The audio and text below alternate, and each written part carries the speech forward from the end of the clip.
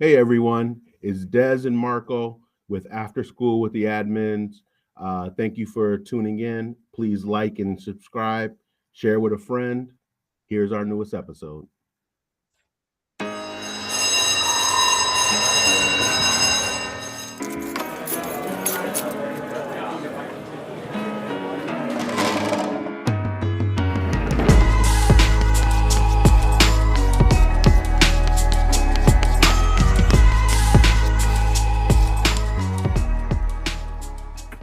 Welcome, everyone, to another episode of After School with the Admins. I'm your host, Marco Torillo, and I'm here with my co-host, Des Caldwell, good morning, good afternoon, good evening, wherever you are. We're glad that you're watching and or listening. Well, we have another great episode for you today. We are here with educator, speaker, author, an all-around great human being, Dr. Danielle Dickey. Danielle Dickey, please, thank you so much for joining us today. Thank you for your interest in my work nationwide, and thank you, Marco and Des, for having me on your podcast today. Awesome. We always like to start off with a very simple question, but it's a complex question at the same exact time. Mm-hmm. Tell us about yourself and your journey into education and what got you to where you are today. Got it. The origin story, I was a little person for whom no one came. My parents divorced when I was a little kid, 1 year old, and I ended up in the housing projects in the Houston area. And when it was time for back to school night, no one was present. When it was time for, academic related celebrations, no one came. Graduated high school, college, grad school, doctorate, the folks that you thought would be present, no one came. And so I've spent my life dedicated to children for whom no one comes, and which is the engine that drives the work that my team and I do across the nation, so that we can fill in the gap for children who would otherwise be underrepresented. That is a very, very deep statement when I think of that. Like the fact of that, you're saying that you went through so much by yourself. You didn't have those individuals there for you. Right. Follow-up I'd want to ask you when it comes to that statement is, what was the drive then for you? Would you think it, and just to ask it, I don't want to put those words in here. What is that drive that made you keep succeeding, even though individuals maybe weren't there to go and help support you and get you to that part? Yeah, the folks that you might think would be traditional weren't present, but I had teachers who were present, which is the bridge to my career in public education. So I had teachers who encouraged me, who saw me before I could see myself, put complex learning opportunities in front of me, challenged me academically, helped me to develop my character. And now I try to do that everywhere I go, from community, state to state. But then also, I would say, Marco, Des, I heard a small voice in my head that said, don't give up.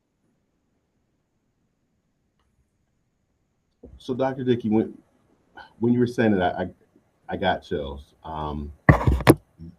It actually made me think of Curtis Jackson, right? Not 50 Cent, the actual human being, Curtis Jackson, right? Right. He gave an interview once where he said, when he was going through things, he couldn't run home to get anybody to help him. He said he was by himself. He said, why was I going to run home? I wasn't there, right? Like this idea that, and obviously it takes a village, and sometimes it's a non-traditional village, but talk to us about the drive of,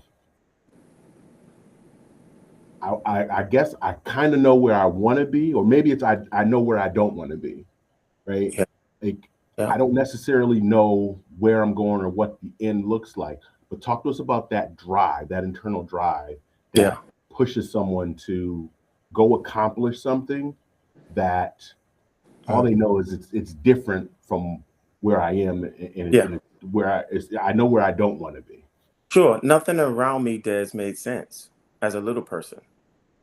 I could not understand going to sleep hungry. It didn't make sense to me. I did not understand being inducted into the National Junior Honor Society as a 10th grader and going alone. While my peers, back in those days, cameras weren't on your phones, they were on your shoulder, right? A huge device on one shoulder. And so I remember my classmates, parents, grandparents, extended family being present. And I was there alone, but I refused not to go. So I walked from my grandmother's home, who she let me sleep on the floor of her living room because I got tired of seeing things that didn't feel normal to me. And so I walked from my grandmother's home maybe about 5 or 6 miles to the mansion that was rented by the school district to hold the induction ceremony. So by the time I got there, I was completely sweaty. But I gathered myself in one of the restrooms, and I presented myself as if I belonged in the room, and accepted my award and walked home alone. So the drive came from not knowing what I would be able to accomplish, but telling myself I was going to die trying. Mm. Mm. Only thing I would say to that statement that you just said there. No, it's a powerful statement, is the fact of that you did belong in that room. Yeah. Because you made that statement of that, feeling like, not belonging in that room. You did belong. Right. And you proved it day after day, being it and showing up and doing those parts. So I do think in the end, like whether it might be, and we know it, we as little ones, as you put it there, we don't see it until we're older. We may have had that drive and keep pushing and keep going to it, but we may not see it at that moment. Right. But like you deserved it, and you deserve that award, deserve that ability to be there, whether sweaty, whether by yourself, whether at any point, you still did it. You still showed up, and you did that first step. That's a big step that not everyone always does. Yeah, and I think that's also part of that. Yes, sir. A couple of months later, a friend of mine, and I knew nothing about like college acceptance. Friend of mine, she said, I just visited the registrar's office. I learned my class rank. I'm number 11. And so I don't really understand what that means, being first generation. So she explained, well, if you had a certain rank in the class out of our 500 or so peers, you might earn scholarships to go to college. So my light bulb went off in my head. So I set an appointment with the registrar. So when I say teachers helped me, I mean educators helped me. Even the registrar I consider an educator. Mm-hmm. And I visited the registrar. In those days, they had a manila folder with your picture stapled to it. Y'all know I'm long in the tooth. And she welcomed me into her office. She sat me down. She opened my folder. And she said, "What can I do for you, Danielle?" I said, "Well, I'd like to know my class rank. I'm interested in going to college." And she said, "Sure. Okay, have a seat." And she opened the folder and she said, out of, remember my buddy told me she was number 11. She said, "Well, out of your class of 486, you're ranked number 7. Mm. I had no idea that I was competing. But that voice that told me that there was something better for me, it compelled me in geometry class. It compelled me in my English lit class to do well, so that at least though I may not be able to guarantee the outcome for my life, I might be able to influence it.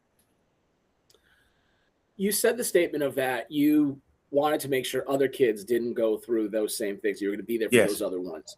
Did you feel that way when you finished high school going into college? Was that your number one decision, that you wanted to be an educator? Or was it a situation of that, the calling, that's what we tend to call it here, is that the calling slowly crept up on you and found its way into the world you wanted to be in? It did. I had no idea, being a first generation college student, what it meant to major in something and the connection between that major and the professional work that would succeed the degree. And so, no, sir, I had no idea. But I was introduced to educators as mentors while I was in the undergraduate school at the University of Texas. And as I sought to determine what my career pathway would be, I kept coming up with memories of teachers and educators who filled in the gap for me, like Mr. Tripodi. And I'm going to go down a rabbit hole here in a sad story, but it is the foundation of who I am as an educator. Mr. Tripodi held me after school, my senior chemistry teacher, held me after school, and he said, I need to talk to you before you hop on the bus. And so I said, okay, yes, sir. And then when everyone filed out of the classroom, Mr. Tripodi handed me an envelope. And in the envelope, he said, don't open it until you get home. He said, when you get on that bus, don't open it. So I waited, got to my grandmother's home, opened the envelope, and it was a note from Mr. Tripodi who said, I see you, son. And here's everything you need to attend prom in style. I lost it. I stood in that restroom, my grandma's home, and lost it. And so as I think about the people who influenced me the most as a little person, they were educators. So here I am in education. We always say it's interesting to hear the stories of individuals that are educators and who've done successful things and done amazing things in education, because many of them don't see about being educators. Not all. There are individuals that, like, you know, there's my mom and dad were educators. I want to be an educator from life. But many of them are like, that wasn't what I was looking at. There wasn't any piece to it. But it was some individual who just nudged you, moved you, questioned you, something that made you realize down the road, this is what I want to do back. I want to give back to someone the way that they gave to me. And it's always fascinating to us to hear that, because of the fact of, like, that story right there, that you get someone that was a teacher. I guarantee you liked as a teacher, was a good guy, but never thought more of that. And then out of nowhere sends you that message and tells you, I see you. Yeah. And then it's just like, now your brain is almost just like melted for a second there, because you're just like, where did this come from? But at the same time, it's a joy of knowing that someone did see me, that I'm not invisible. I'm not the individual that, like you said before, didn't think they fit into that or belonged in that room at that time. He saw it from the beginning. Absolutely. Before I could see it myself. Right. But there also has to be this dare I say, confusion of, why is this person seeing me but doing these things for me that others who you would think should be doing for you aren't doing for you? Yeah, I mean, and that paradigm exists in our schools each day.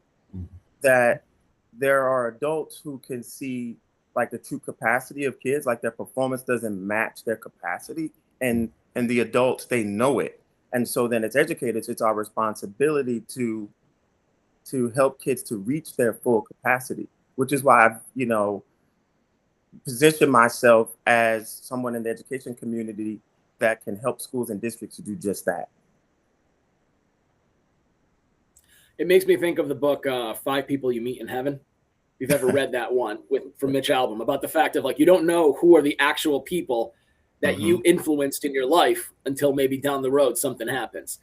And, your teacher there may not even have realized, maybe you've connected since then and talked about it. But at that time, that one little moment, what he thought he was just doing, it might've been just something good, turns into something that helps a snowball effect going down into the next steps of what's going to be your trajectory of life and of successes that you're going through. It's not saying he's responsible for it, but he's one of the pushes that helps to get you to where that drive that was in you goes into that level. Yeah, there were folks, like, I feel like I'm like, if I do an analogy here, I hope I don't bore you to tears with it. I felt like I was a bowling ball, but then the teachers and educators in my life, they were those little things you put in the gutter to make sure that the ball doesn't fall in prematurely. Yep. Right? No, I get it. I had a 3rd grade teacher who kept me after school, and they couldn't get in touch with my parents because my mom was, up to other things. So she kept me without permission so she could test me for gifted ed. And turns out, I'm I say I'm gifted, but I made it into the gifted ed program. What if she had not been there in the gutter, over the top of the gutter? Right. And how many kids are in that gutter? Right. Because, and they're being told they're not, they can't do the work, or it's their behavioral stuff, but it's really, they're bored. and they understand all of it, they can do it way faster than anyone's asking. They just don't want to do it because they're like, this is, I don't want to call it beneath me, but I want to say like the fact of like, this is not anything that's giving me the drive to do more. It's just making me feel like back. You feel like you're an anchor holding on to the kid rather than moving them forward. And that teacher saw it and went, I want to see what's more in this child. I think there's something more.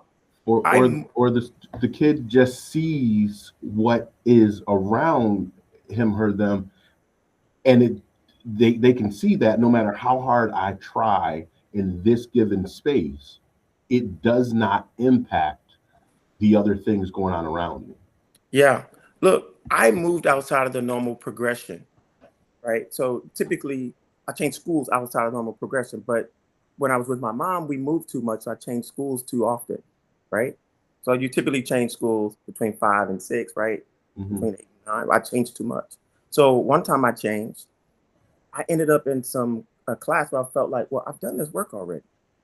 So I was a 6th grade. I was like, I feel like I'm repeating work. So here's what happened. Whatever designation I had for being gifted somehow fell out of my folder when I got transferred. So here's what I did. I was 11.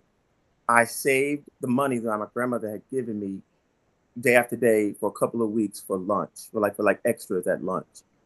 And I didn't tell anybody. After school one day, I didn't get on the bus. I took a taxi to my former school to meet with my former principal, Mr. White. And so he just happened to be there after school. So I had no concept of an appointment, right? So I said, Mr. White, he said, what are you doing here, buddy? I said, well, I'm having a problem. And he said, what's your problem? I said, I'm in this new school and I don't understand. I'm doing work I've already done. So he makes a phone call. He said, step out for a second. I'm gonna make a phone call. I get to school the next day and I'm placed back in the gifted classes. That's phenomenal. So what could I be if not an educator? Excuse me, guys. No, it's no needs to excuse at all. And honestly, that to me is amazing. And that's why I think many of us do what we do, because like, what else could you be? What else could give you back? Yeah. Or pay it forward. Yeah. What was done for you?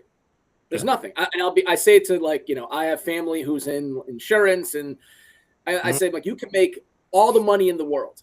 Yeah. And I could have all the headaches in the world. But I know when I leave, when I'm done on this earth with my job, I did something. Sure. I did something for someone someday, somehow. I tried. I did what I could to help make it better. Yeah. And that individual can say that for themselves. And you'll say it for yourself one day too, for all the things that you've done for the many districts. So I love that whole story, because that encompasses to me, the real truth of education is that. Yeah. We have the skills, we have the standards, we have all those things we have to do. But that's not the heart of what we do. The heart of what we do is that, what you said right there. Find ways to better kids, or find ways to push them to understand you can do more, and we will help you get to that level and do more. Absolutely. So I'm thinking about all the things that had to go right with teaching you to become an advocate for yourself, teaching you to stand up and fight for yourself, building positive relationships and connections with adults, so that you felt comfortable that people would be willing to fight for you. We often say that the system works exactly as it was designed to work. And had not an 11-year-old taken what I think is a pretty drastic measure. I mean, I have a 12-year-old son. I can't even fathom him doing that for himself. Yeah. And he is surrounded by love and support. For you as an 11-year-old to be able to go back and lean on and then have the adult support you in that way, it shouldn't take that. Right. Like, I mean, obviously we've been educators long enough. We know it does, but it shouldn't take that for an 11-year-old to say, hey, I want more challenging schoolwork. Right? Give me harder assignments. Right. Yeah. And for someone else to say, okay, I see you, I hear you, do this harder work. Yeah. But think about the millions of children who do not have the capacity to self-advocate. Yep. They sit in classrooms, and this is the statement I'm going to make is not anti-teacher, because I am a teacher. And so I'm qualified to make this statement. Who sit in classrooms and they're underserved each day, and they do not have the capacity to advocate for themselves. Or just surface level advocating, right? Yeah. Like you could have told the classroom teacher, hey, I've done this before, this work is easy, or this work isn't challenging, and receive the okay, I'll see about giving you extra homework or something, right? Yeah. But to then, like, there was a different level of advocacy that took place there. And so even if a child is willing to, I'm gonna maybe complain to the student sitting next to me, I'm gonna complain maybe to the teacher, maybe even I'll complain to a counselor, but everybody is overworked, everybody is is falling on deaf ears, or it ends up on a to-do list that we know that we start the day with 10 things on the to-do list and we finish with 27 things, right? There's a level of advocacy there that even if a child is willing to advocate, that's next level. It is, but it also exists in little like micro doses in classrooms across the country. I'll give you an example. I was doing a demonstration lesson in California, no more than 3 months ago, in one of the lowest performing schools in a Southern California district. And because I think it's important not just to tell teachers what we want them to do, I think it's important to show them. So I'm in a fishbowl. The room is surrounded by educators who are going to watch me do some things that are consistent with what I espouse.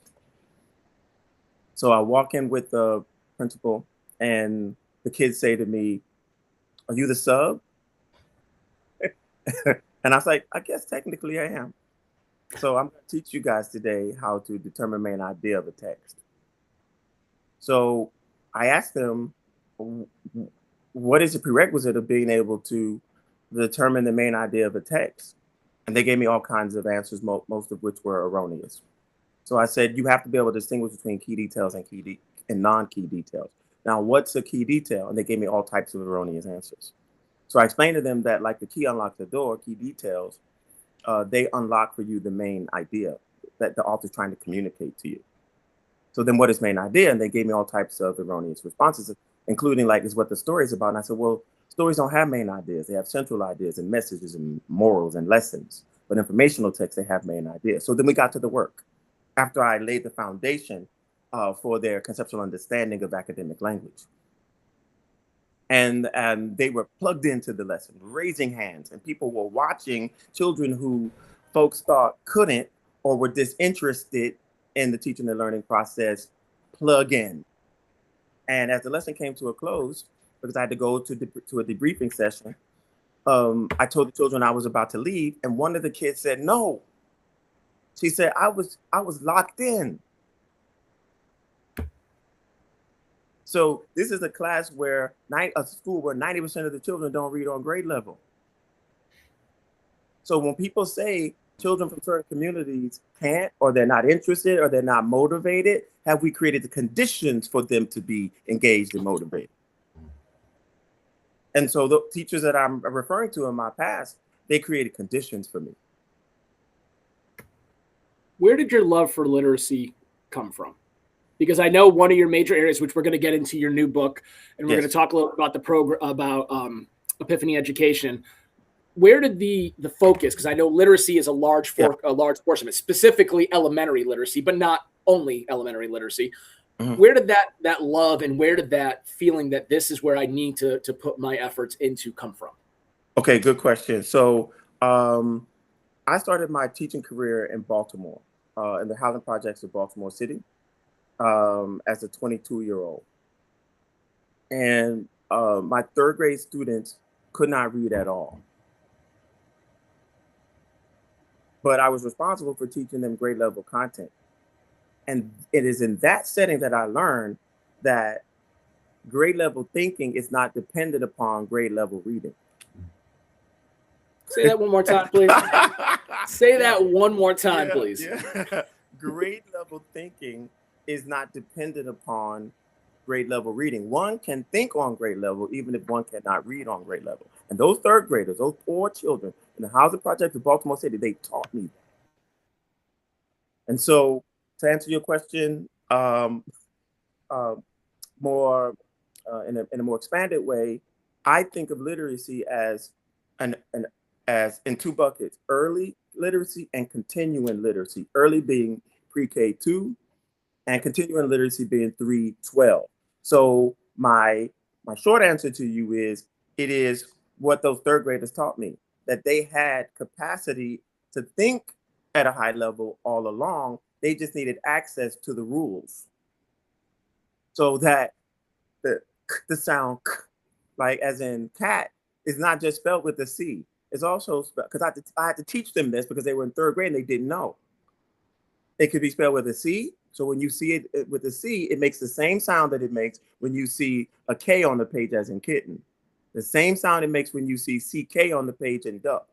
And the same sound, it makes the same sound when you see CH in school, and CC in occur, and QUE in antique. That there are 6 graphings for that one phoneme. And so the children who are grappling to read on grade level in 6th grade, they have the same issue that wasn't resolved in 3rd grade or 2nd grade. How much do you think the Scarborough Rope and the science of reading has supported this new, and I don't want to call it new, but this pivot in the way that we look at reading and how reading matters in the element and how we teach it in the elementary area, and then moving to the upper elementary areas, if you will? Yeah, I believe in the philosophy that underpins the Scarborough's Rope. I do. And it should you're right, it's nothing new. And you're right, it should influence how we think about both early and continuing literacy. But I believe it deserves more influence in the continuing literacy grades. Because what do we do about a child who makes it past 2nd and into 5th and still has difficulty reading at the grade level expectation? The knowledge that underpins Scarborough's Rope, it must show up in a 5th or 6th grade science class. It must show up in the teacher's behavior in a 9th grade social studies class, but all too often it doesn't. So what do I mean by that? Okay, in order for kids to read, I'm going to give folks the Cliff Notes version of Scarborough's Rope. Okay, so in order for children to read on grade level, they must decode, which means what? They must see letters on the page and they must know what sounds to make, which means they have to have knowledge of the 44 sounds that make up the English language and the 144 ways that those sounds show up in writing. That is an exhaustible amount of information, which means it can be learned. And when children don't know it, it's primarily because they weren't taught it. Right? Okay. Yeah. So in order to, so then what do you do in a upper grades classroom where children are not reading on grade level, which of course is 75% of the nation's children do not read at the grade level expectation. 67% of adults do not read as they should. Okay, so what do you do in the classroom? Why not give kids a highlighter in a secondary social studies class and say, do you see any words you don't know how to pronounce? That's decoding. Help them know how to pronounce the words and then read the text. So this is not asking everyone to become a reading teacher. It's asking everyone to make sure kids are becoming literate in your content area. Okay, now the other half of what it takes to get kids to read is creating meaning, which basically means they understand the words they pronounce. But in order to do that, children must have knowledge of the most commonly occurring prefixes, root words, and suffixes in the English language. They all come from Latin and Greek, and they're the Spanish cognates. They're the French cognates. This is why I can look at a page of text in French and make sense of it. Not because I know French well, it's because I know the cognates. And so when children do not, so then what's the solution to that? Give kids a highlighter like I did when I was teaching a group of 16-year-olds, 15, 16-year-olds who just come back from incarceration, how to read the Gettysburg Address. I gave them 30 most commonly occurring prefixes, roots, and suffixes. I said, go one paragraph at a time, find any words you don't know what they mean, and use this list of word parts to help you make sense of those words. And then we're going to read the Gettysburg Address. And guess what those kids did? They came up to the text. I didn't bring the text down to them. I brought them up to the text. One more time. Say that last statement one more time for the crowd. Yes. And I say, listen, I'm going to keep saying those because those are such valuable statements you are making that we know we argue sometimes. And as administrators, sometimes we get into those healthy confrontations with our teachers on those specific pieces. Yeah. So that statement is so important. Yeah. If the average kid who reads below grade level, they have about 2,500 words in their head. They need 25,000. How do you get them from 2,500 to 25,000 and they don't like to read for fun?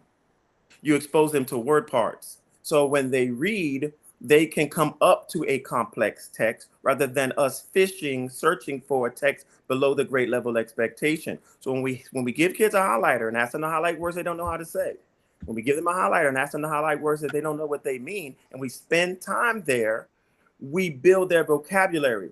Some people think that vocabulary development is like overwhelming because it feels like to them like they're trying to mop the ocean. But if you take the appropriate approach to it, no, I'm not trying to mop the ocean. I'm trying to make sure whatever words are in front of kids in this moment, they understand those words. They understand how to say those words. They understand what those words mean so that when they come to a text and the text is above their heads, we can build a bridge to the text. Instead of, I was taught to go find a text that was at their grade level reading ability, when I should have been taught to keep the grade level text in the room, just bring the kids up to it. Because the writers of the assessments that are used to judge our effectiveness as educators, they don't bring the text down. They expect children to come up to the text. Absolutely. I agree with I agree with everything you're saying there, because that was actually something about 2 years ago we started having that conversation, and it's going to bleed a little bit in, I think, into one of the other areas through your personal podcast that you have for Educational Epiphany. I was listening to on one of your episodes that you started talking about, and it also goes directly into your new book with it too, was the wording that we use when speaking with students and the wording that we use in our classes, and how the fact is that we don't always use the same words that are on these standardized tests. Right. So like you think of the fact of like the word annotate. We have that word in certain classes. People will use that word. In others, they'll say, we're going to do jots today and we're going to jot. Now, if I had the word annotate and then I get it on my test, I can make the connection and understand and be able to do that area. But if I had a teacher who worked well and got me to learn the skill and everything, but only used the word jot with me, I go to that test and I'm like, I have no idea what that word means. And I can't get any help right now. No one can tell me like, hey, can someone just let me know what this word means and then I can do the skills correctly. That's right. Don't. And you think about that. And we about 2 years ago in my own school, we did that. We actually took out, we had word lists for basically the words that were being used on our standardized tests for the state and things like that. And what we did was we had our classes use different highlighters, our core teachers, and go, highlight the word you use in your class. Do you use any of these words? And then we found out that everyone was using different words in their class. I'm like, well, that's the reason why the kids can't figure out half of these things on certain tests, because they don't know which one is which. That's and right. You're teaching a specific skill in your class. You're teaching a different skill in your class, and they can't put two and two together because the words don't match. So we had to unify our language. We had to unify our understanding of it instead of saying, these kids can't figure this out. They don't know what that is. Like, no, we didn't teach them the proper language to be able to do those things. Right. But, well, gentlemen, standards alone do not ensure standardized access to high quality instruction. The standard alone does a document that has standards in it alone does not ensure that children have standardized access to standards-driven instruction. It is actually our standardized understanding of the concepts that make up the standards. Okay, for example, you bring attention to my most recent book. I call it the Universal Language of Literacy. And here's what I did. North, south, east, west, urban, suburban, rural. I'm in classrooms and I'm watching adults ask kids to summarize. And the adults all have different understandings of what it means to summarize. And so children go from one classroom to the next classroom in the same building and get a different expectation for what it means to summarize from an adult or adults. And then they go from one grade to the next grade in the same building and get another set of expectations for what it means to summarize. And then they go from one grade band, 3-5, to 6-8, to 9-12, and get another set of expectations for what it means to summarize. Our children are not dumb, they're confused. Because the adults have not calibrated. So then what is a summary? So I pass out Post-it notes to, room full of English teachers, superintendents, academic officers, you name it. And as many people as there are in the room, I get that many different definitions on those Post-it notes for what a summary is. And guess what a summary is? It's not the Danielle Dickey definition, it's the definition. A brief statement that contains the essential ideas of a longer passage. And if that's the psychometrician's definition, then that must be our definition. So what did I do? I wrote a book that says, hey, once and for all, a summary is not a gist. Please do not tell other people's children that. A summary is not the main point. Please do not tell other people's children that, because not every text that gets summarized has points. A summary is an overview. No, it's not. A summary is a synopsis. Well, what does that mean to an English language learner? So one of the arguments that I hear against that is, well, we're not teaching to the test. Oh, okay. Right? And clear cop out, but we're not teaching to the test. So, I'm not thinking about the test when I'm writing my lesson plans or in the middle of instruction. That's such a sad thing to say by someone with myopic thinking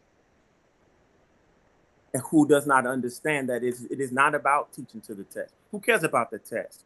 Get kids to think and the test will take care of itself. Give kids accurate information and the test will take care of itself. But if you've been told that a summary is 12 different things and your excuse is, I don't want to teach to the test, you're worried about the wrong thing. You don't know what's on the test, but you do know the level of thinking that's required on the assessment. And the level of thinking that's required on the assessment requires that children are given access to accurate conceptual understanding of language. When I cross this country, I ask kids, what's the fraction? They say, like 2/3. They should tell me it's a part of a whole. And so if folks are concerned about teaching to the test, you've got the wrong focus. Teach to give them a conceptual understanding of language, and you don't have to worry about the test. I'm sorry, I get upset. In fact, I get Pentecostal. First of all, we like to call it going to church when we start doing these kind of statements, because you got to go and have, because there's gonna be some preaching that's gonna happen. And second of all, it's not upset. It's you're showing your fire for this, and that's fine. Yes, listen, we've seen it. You can see it when we asked you about reading. All of a sudden, the change in your voice, the speed, the tone, it got into. Now we're talking about my zone where I love being in, and that's fine. We love it. Yes, sir. That's why we do this. We want people to be excited about the things that we know not every kid gets excited about, because they need to find their entry into it to understand why it's exciting. Yeah. And I think hearing someone like yourself talk about those pieces, Lily, you can think about how many times people have been at PDs learning about the science of reading. You brought it as in like excitement about this is what it does, how you can bring it. Others hear it and they're just like, oh God, I got to hear someone tell me about what word recognition is and how that fits. But you're showing why it's so important, and that's fine. That's great. That's what we want. Yeah. See, adult learning is very different than andragogy is very different than pedagogy. And so when you're dealing with adults, you have to you know, you have to consider that folks have heard it all before.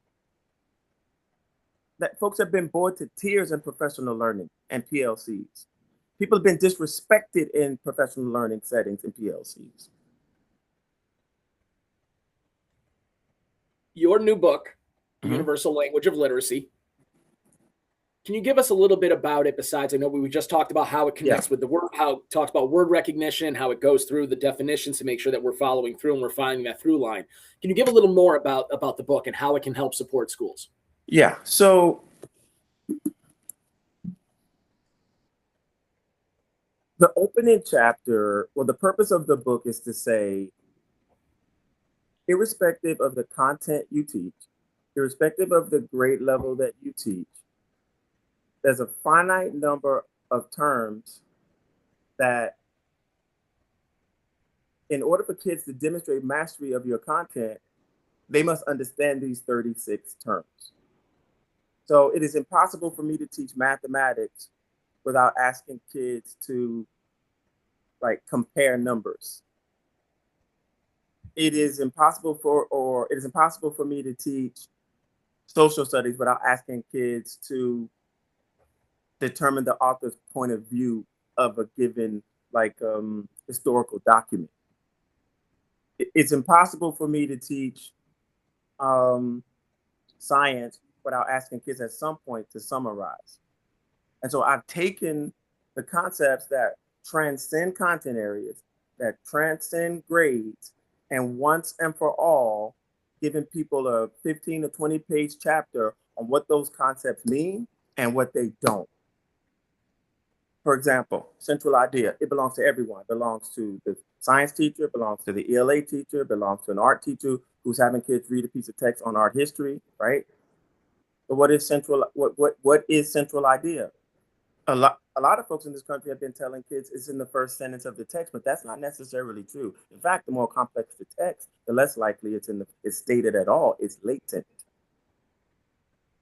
And so I go on this journey with these concepts. I have a conversation with myself about these concepts, and I listen to the concept, and what the concept says to me, I put it in a chapter.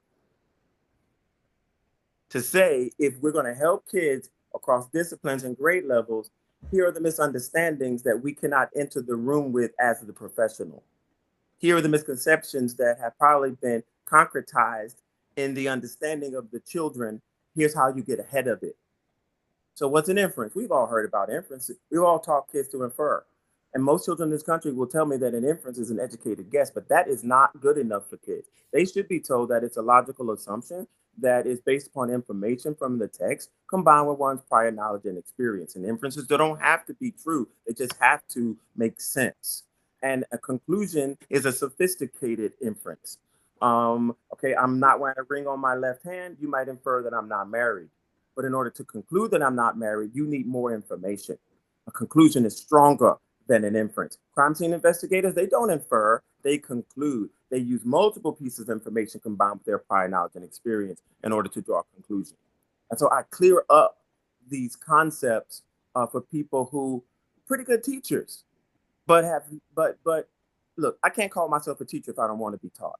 And so this book is designed to sharpen the saw of every teacher. If I'm an educator, or I should say I'm a district that wants to, we've noticed the problem, we're seeing our problem with our scores, where we're noticing students are struggling with reading, large percentage of them are. What's step one? I'm working with you, you're coming on in, you're being a part of our district, which I know you do. You are a consultant, you do work with districts. Yeah. What is your step one of what you like to do for looking for that to help diagnose or start the process to hopefully remedy their issue?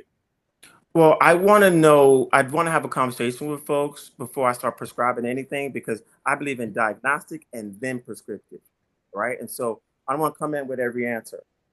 So I want folks to talk to me about what they're up against. I want to know what percentage of children are reading at the grade level expectation and or beyond. The same with mathematics, I want to see their data. I want to see their classrooms. I want to see the process of teaching and learning in real time without being evaluative. I just want to flow in and out of classrooms, and I'm going to connect dots to what I see happening.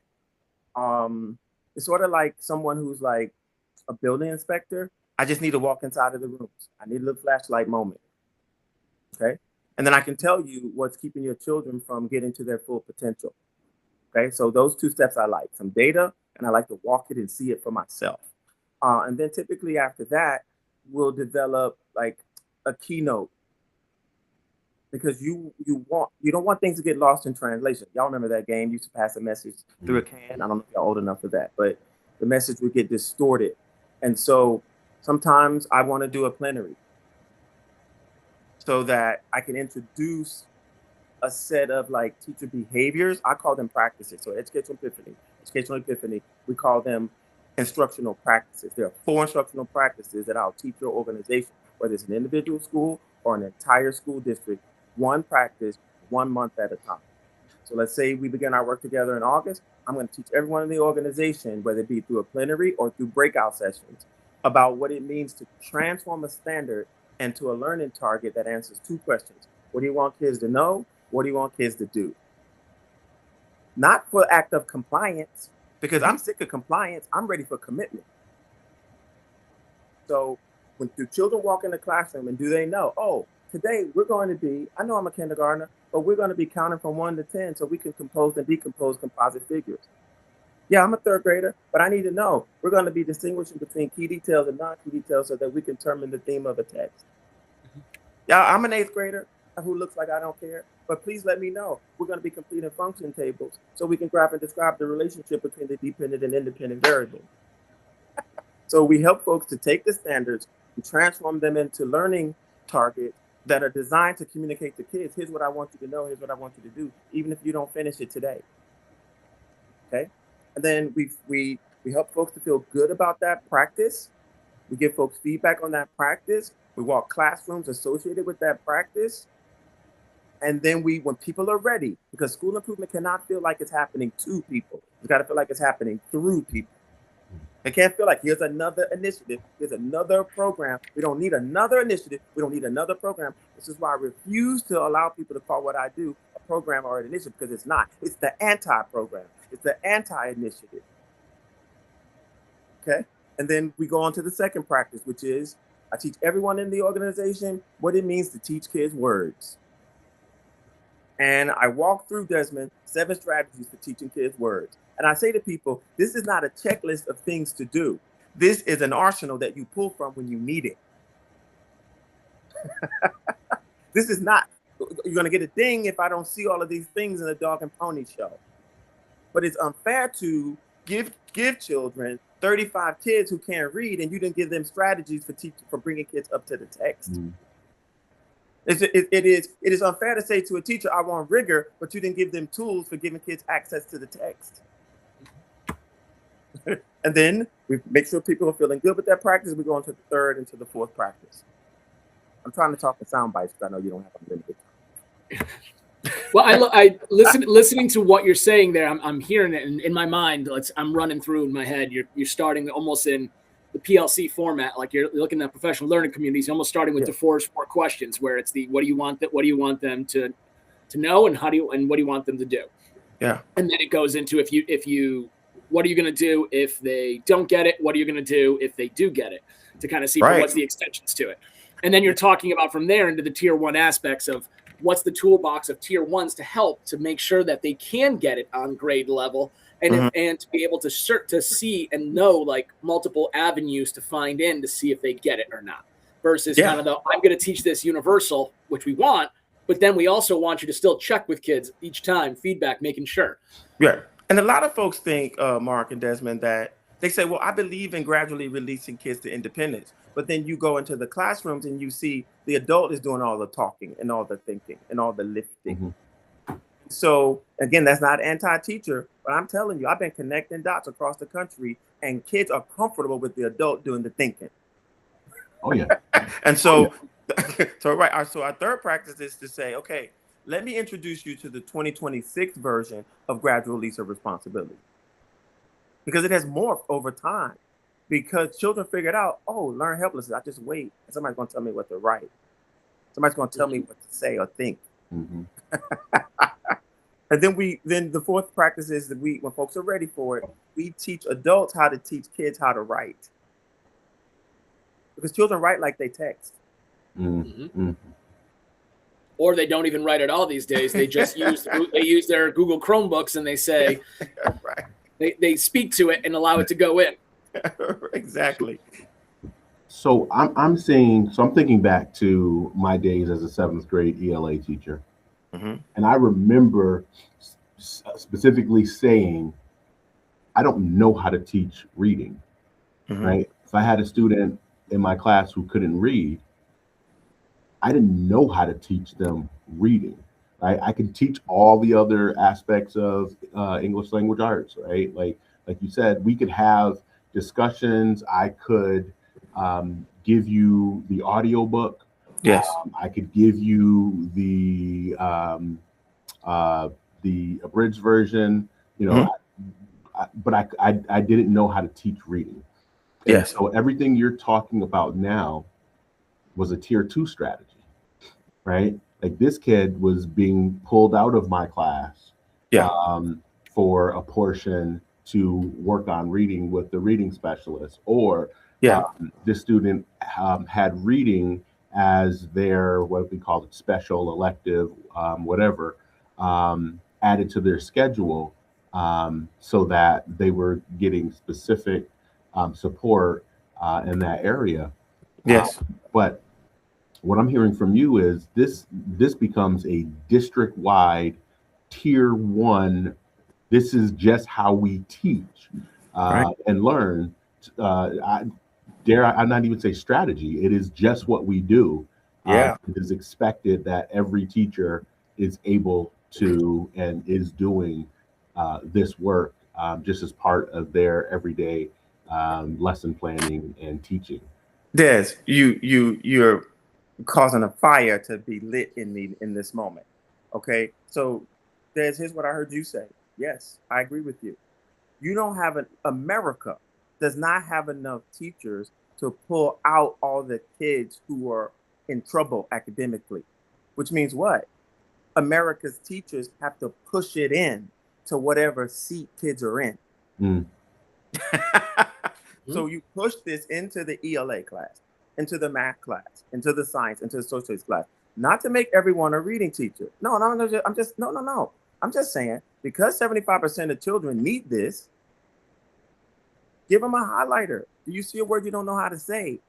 That is teaching reading. Do you see a word that you don't know what it means? That is teaching reading. Because all reading is, I know how to pronounce it. I know what it means. So let's simplify it, because we made it too complicated. So what we're trying to do by pushing it into every seat is have to have a multiplicative impact on students' reading ability. So no matter where they go, no one ever lets them skip over a word they don't know how to say and they don't know what it means. And people say, well, I don't have time. I'm never going to finish my curriculum. Why are we preoccupied with getting to the end of the curriculum guide? Why are we preoccupied with speeding up to a red light? When you see someone speed up to a red light, you're not thinking, ooh, that's a genius.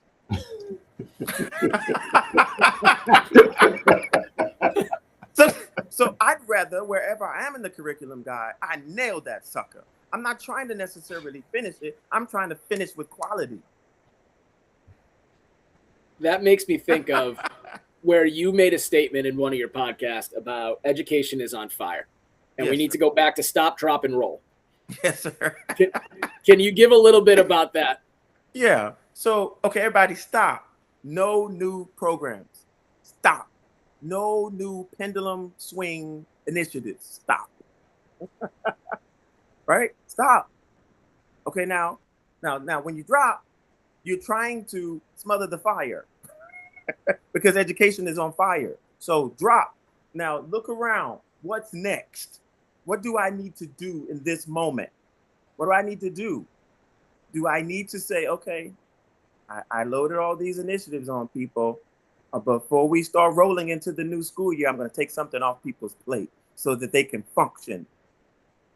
It's a moment where everything else, when you drop, everything else is moving in slow motion around you so that you can get yourself together so that you don't overwhelm the very people who've been assigned to help you.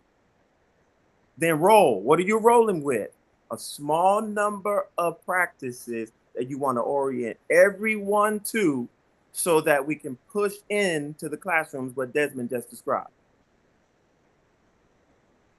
Everybody's moving too fast. And what is the return on the investment? Frustration, teacher turnover, administrative turnover, parking lot conversations. Y'all know what happens in those parking lot conversations. Mm-hmm. Yep. Mm-hmm. I've been in them and I've walked by them. Yep. Right, because they tighten up when you walk by, they tighten up. Yep. Because they're talking about the things that are constantly frustrating them because we didn't take the moment to stop, drop, roll, then roll. Yeah. And you think of it goes right back to what you were just saying too about the fact of that we're speeding along just to get the curriculum done to say got it, but it's not saying we don't know if the kids got it. We don't know when the scores are showing it ain't helping. Yeah. So why don't we just take a second stop? Right, and telling everybody use that program with fidelity. When teachers hate that word because all programs are not worthy of fidelity because they're asking teachers to do too much. Have you ever looked inside of an ELA curriculum? Y'all know I'm the international author of Scholastic's reading program. And I told Dick Robinson before he passed away years ago, I said, Dick, do not write a program that has day 1, day 2, day 3, day 4, day 5. You're going to frustrate teachers because they're going to think they have to do everything on that page on day 1. When in fact, something happens in the classroom in real time with kids that moving from day 1 to day 2 just because the sun came up and went down is not conducive to improvements in student outcomes. Mm. Never mind attendance. Yeah. Right. You think of those things and it's just, it makes sense. But at the same exact time, I'll always say the statement of, but then why don't we do it? Because it makes sense. We all see it. And we all make the statement of like, we just laughed and we're like, yeah. And then literally the next day we're like, all right, we're back to it. As if it didn't, as if we didn't even have the conversation. So my question, I guess, that comes next to that is, why is it that we don't move to the understanding that we have? Why do we continue to repeat making the wheel the same way? I think it takes courage to say to folks, like I'm a former principal. So folks would come from central office and I was in a high performing district, but the lowest performing school in the district. But until the end of my first year, then it was the highest gained in the state. Okay. So I got there and folks said to me like, well, Dickie, they're coming. Like one teacher said to me when I got there, they're coming. I said, who's coming? The British? Who's coming? So they said the people from central office, they're coming. And this is not anti-central office. I'm not making a statement about us versus them. So it's what the teacher wanted to convey to me.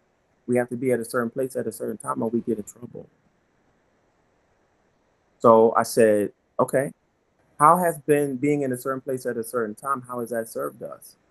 9% of the students with disabilities can read. 20% of the children who are English language learners can read. 50% of the children who qualify for free and reduced meals can read. Where has that gotten us? And she said, well, I agree with you. She said, but they're coming. I said, well, you let me handle them. You help children. I'm not saying slow down to slow down. I'm saying be intentional. Mm. Because some people who are slow, they need to speed up. Because kids are bored to tears in their classrooms.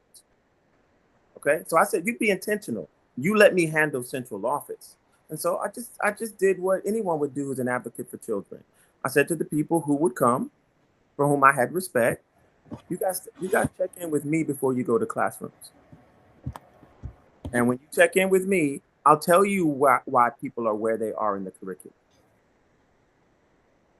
I'll tell you what we're up against. We have a population that does not read.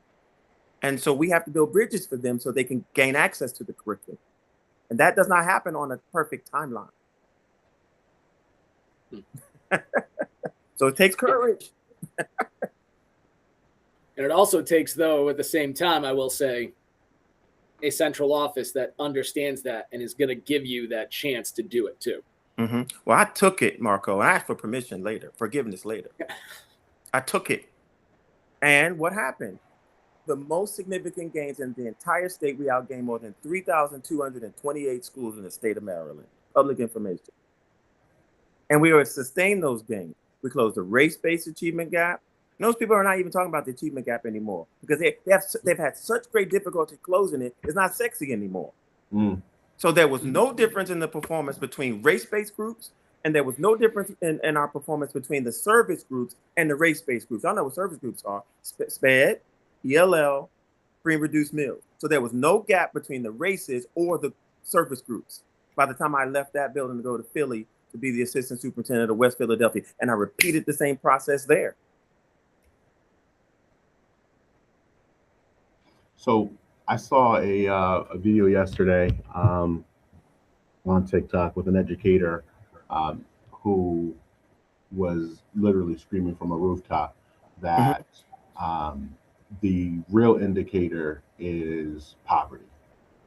The real indicator, you can write the scores in September based on area code. What do you say to that? Yeah, I disagree wholeheartedly, because children who don't say this, the real indicator of success is not poverty, it's access. They just happen to be poor.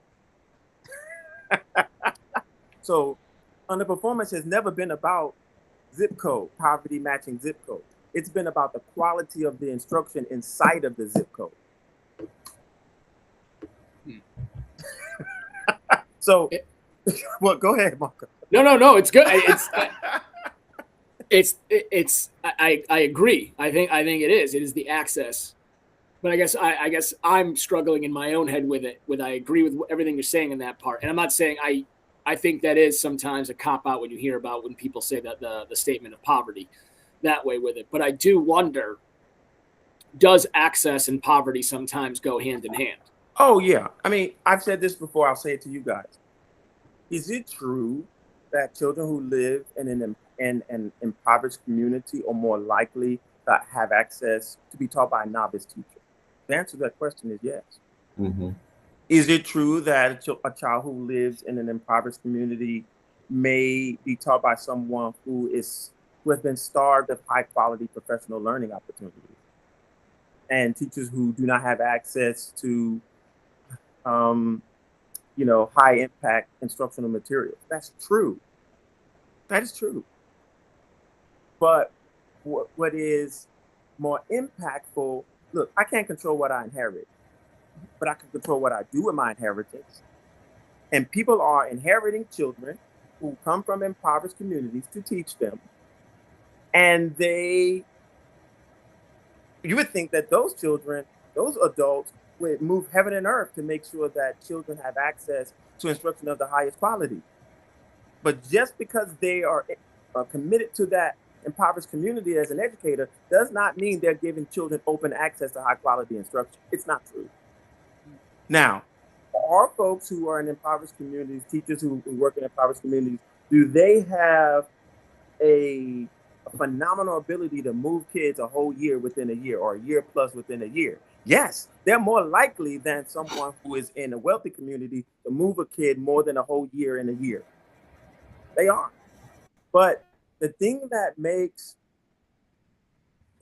determines whether or not a child grows academically is not that they are not in a wealthy community. It is that whatever community they're in, someone says, I'm going to move heaven and earth to make sure that what you get every moment of every day is reflective of what children are getting who have more resources than they can handle.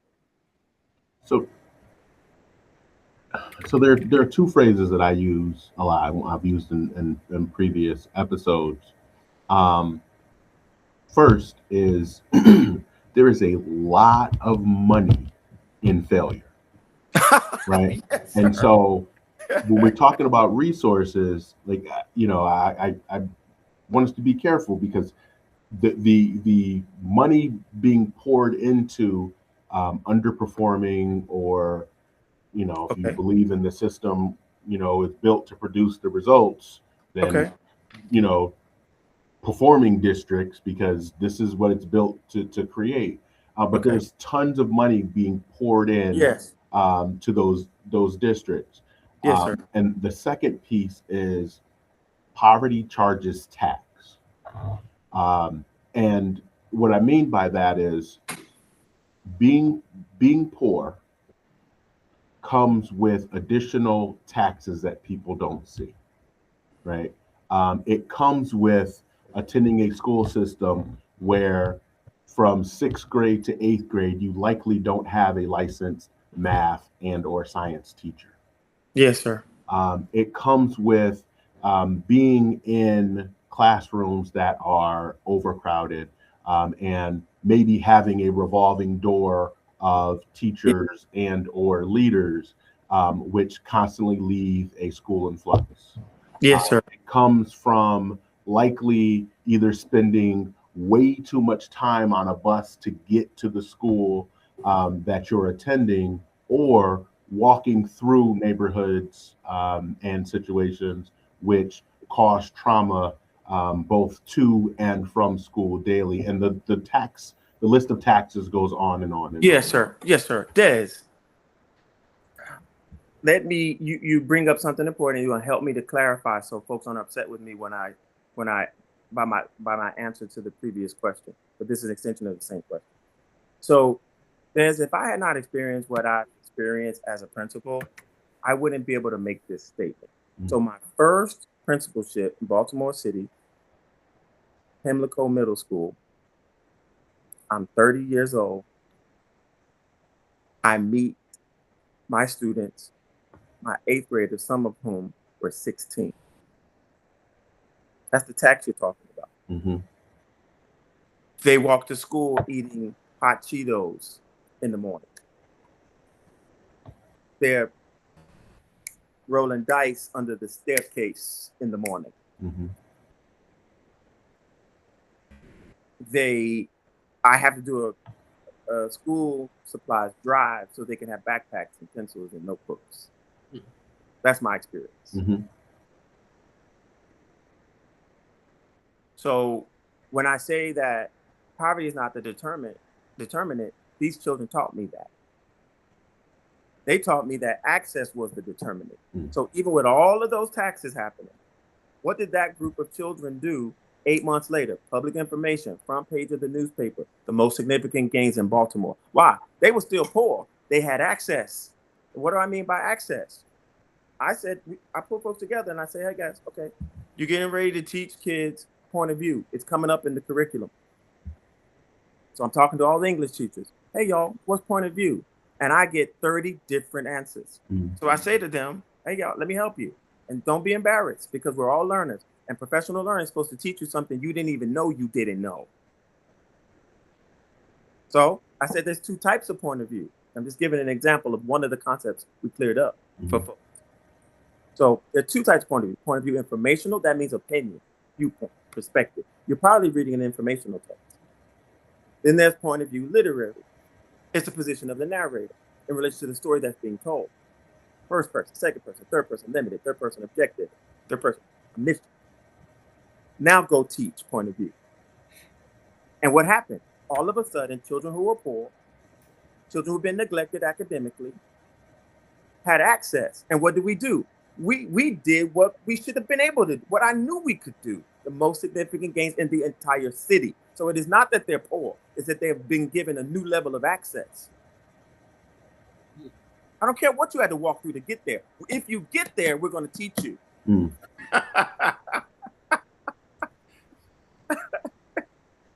It's refreshing to hear that statement, because I think it was a well said statement too, on the fact of that you are showing that we're going to do everything we can in our power when you step foot in that door, no matter what is on the outside affecting in.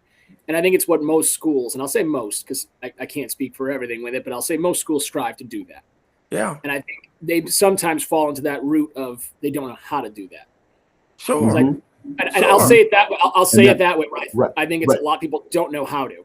Because Marco, I'll try to piggyback on that, because so many principals, right, and the access that Dr. Dickey is speaking about is the access to an educator who is also a building leader, right?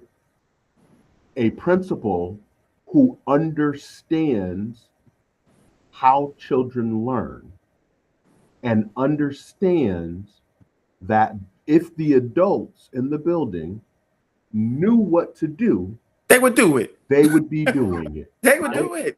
And that is, I think, so often, I'm really good at relationships, and I'm really good at handling discipline of children that look a certain way.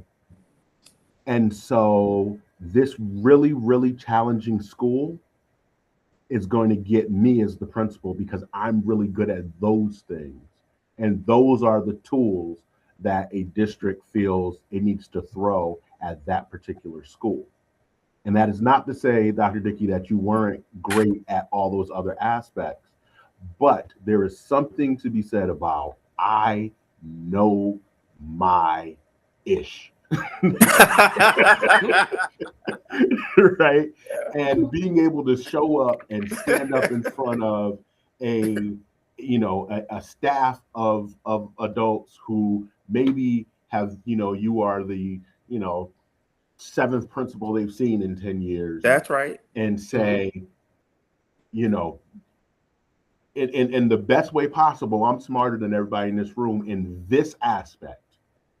And this is the thing that I can bring that maybe you knew but forgot, or maybe you didn't know, right? Because the 7th grade English teacher that I was didn't know how to reach students who couldn't read.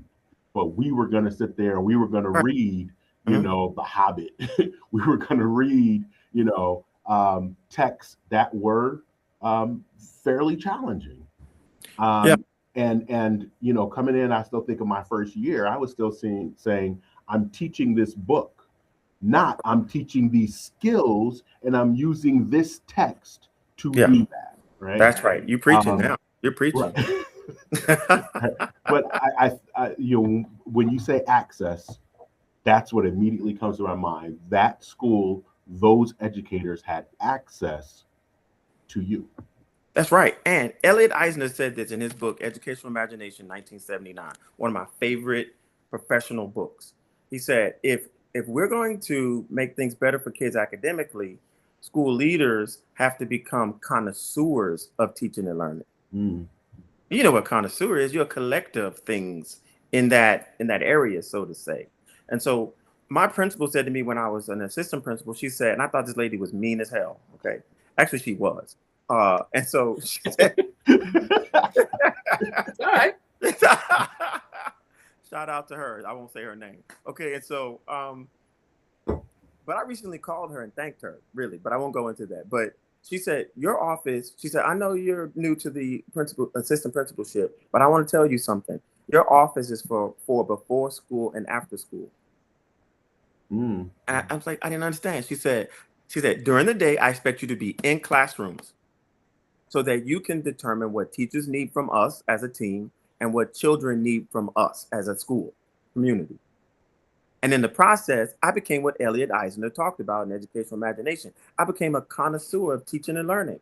I learned biology. I learned physics. I learned geometry. You know what I mean? As a teacher. So I can no longer say, I'm not a math person, because when we say I'm not a math person to a math teacher, we do not inspire confidence in our feedback. Yep. Absolutely. And so what I did in that school in Baltimore, you're right, Des, I became the authority on teaching and learning for every content area. Not because I wanted to, walk around with a chest puffed out, but because that's what the data said I needed to be. That's our authoritative leadership. Like the function of the organization is driven by the knowledge base of the leader, as opposed to authoritarian leadership is the function of the organization is driven by the position of the leader. Who cares about the position? I care about the knowledge base of the leader.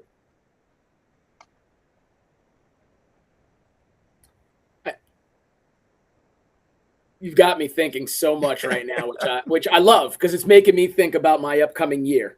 Mm-hmm. And Des knows I was just named principal of my school midway through this school year. My principal became assistant superintendent, so yes. I got named mid-year. So this year to me was acting like a duck, like best way to put it. Common collective up top, just scrounging, yes. Trying to get to the end of the year on the bottom.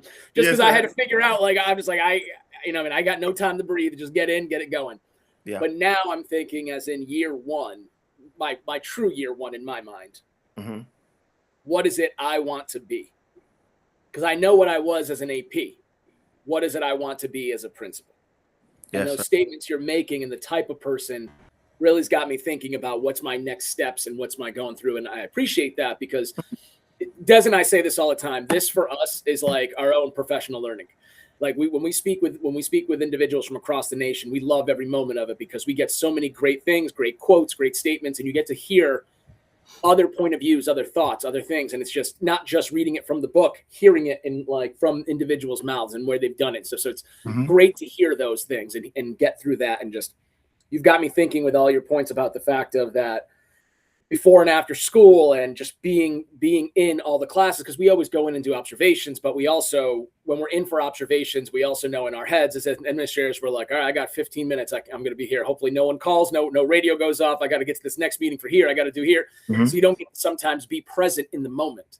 Yeah. And I think what you're saying is you really got to understand, like, you're shutting it down. Like, we've got to be here. I've got to be this. I got to be invested in that. If I want my staff to buy in with me on what I'm going to say back and learn from them the way I want them to learn from me on the information we're going to be giving and talking about and going through. Yeah. So I hear that, and it's just, it's got me thinking a lot based off of what you've been saying. And I thank you for that, because I always love, like, sitting in that internal struggle in my own mind is the thing that's really makes you, I feel a lot of times, a better administrator, a better educator. Is mm-hmm. not just hearing it and going, that's great. I like that. It's more of the, like, has to frustrate you, has to get you thinking past this moment. Like, later on tonight when I'm sitting on my couch for a minute, like, still going back in my head and having the conversation in my own head versus just thinking about it and writing something down and being good with it now. It's what's going to make you think an hour from now when you come back and you're like, just pops back in again. You're like, all right, man, what is it that we want? Well, let me say this to you. There are 4 types of educators, Marco, because I want this in your arsenal too in your first full year. Okay. There are 4 types of educators, at least 4 types. Number 1, I won't. I'm not doing it. And in fact, I'm so connected politically, I don't have to follow the leader. Dangerous. And you can't treat that person like the other types that I'm going to lay out for you in just a moment. That person, you have to connect to the person they're connected to politically so that you can figure out a way, an entry point to help that person to change their mindset. Because your job as a school leader is to protect children from mediocrity, even if it's from someone who is connected politically. Okay. Number 2, I will as long as you're looking. They'll do what you want. As long as we call them thespians. Here, that's our version of it. We are great thespians, we will say sometimes on the way we have the conversations, what we're doing. Doesn't mean it changes afterwards when you go back. It's just it's just the play they played at that moment. Yeah, which means I think we should constantly be in classrooms, to the point I made about my former principal when I was an AP, all those years ago. Not so that we can lord over people, but so that we can protect children. And then number 3, I will if you show me, which is most people in your building. Most people will do what you want them to do if you could just model it for them, which means that we cannot be too good as administrators to come down off of the, what they perceive as a perch to model.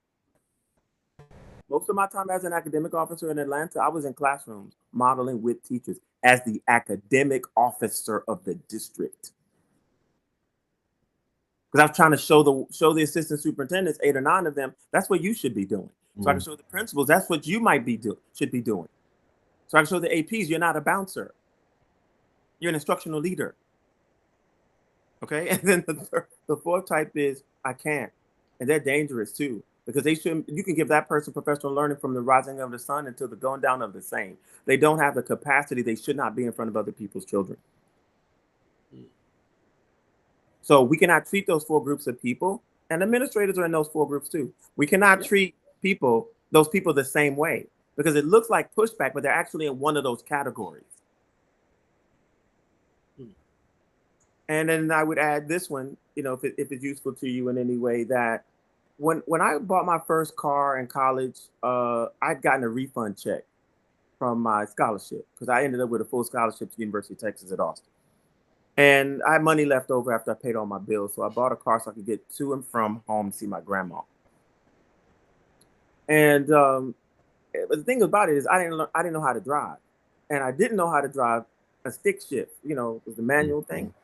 But the guy who sold me the car, he drove me around, took me around the parking lot to show me how to drive it, how to shift the gears. And then he sent me on my way after like a 15-minute lesson. By the time I got to my grandmother's house, 45 minutes later, I had burned out the clutch because I didn't know how to shift gears. Mm-hmm. And what I'm suggesting to you and anyone who's listening is, when you're in a leadership position, you cannot stay in one gear. You cannot lead authoritarian only, like do it because I say so.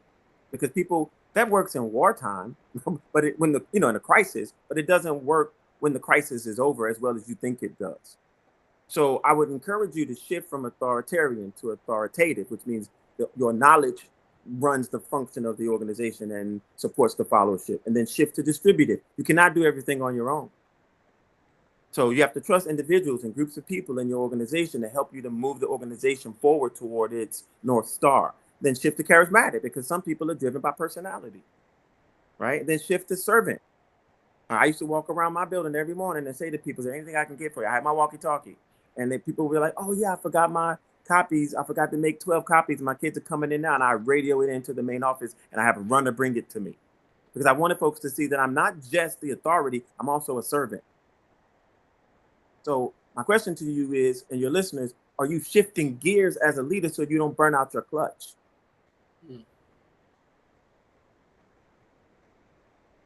As Des will say a lot of the times, we're not going to preach after the preacher. That's a perfect way to end that statement, because we always ask that question. Our last question to our guest is always, what piece of advice do you have for someone who wants to be an administrator or someone who is an administrator in the year 1? And what you just said nails it. Right there is what they need to think about and need to always go to, no matter whether you are in year 10, year 1, looking to be one. That's it. That's it across the board. There's nothing else to say after that. If I had a mic, Marco, I'd drop it. Absolutely. Dr. Dickey, we thank you so much. An hour and a half just flew by on that one. That was fantastic. We really appreciate you being here today. Do you have any last words? Help children. That's it. Des, any words? Hallelujah.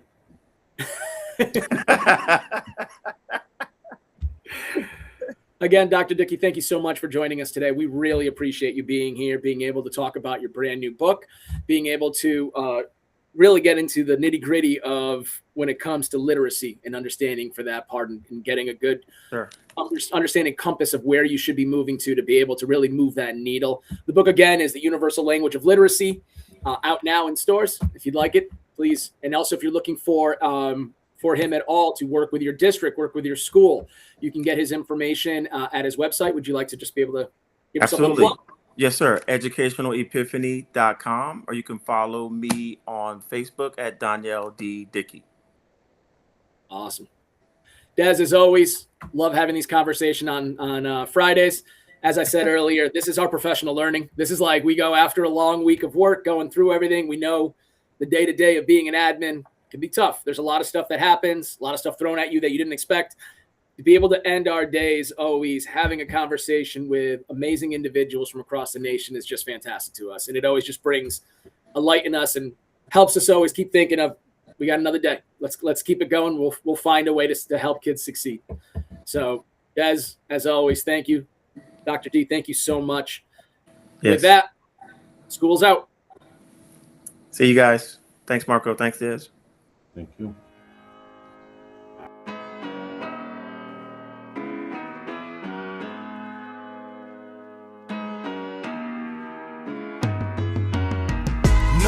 You all will be missed. Until then, I gotta blow you a kiss. Until we meet again on that other side, this my rhyme. We all love you to the end of this time, always. Know this, you all will be missed. Until then, I gotta blow you a kiss. Until we meet again on that other side, this my rhyme. We all love you to the end of this time, always.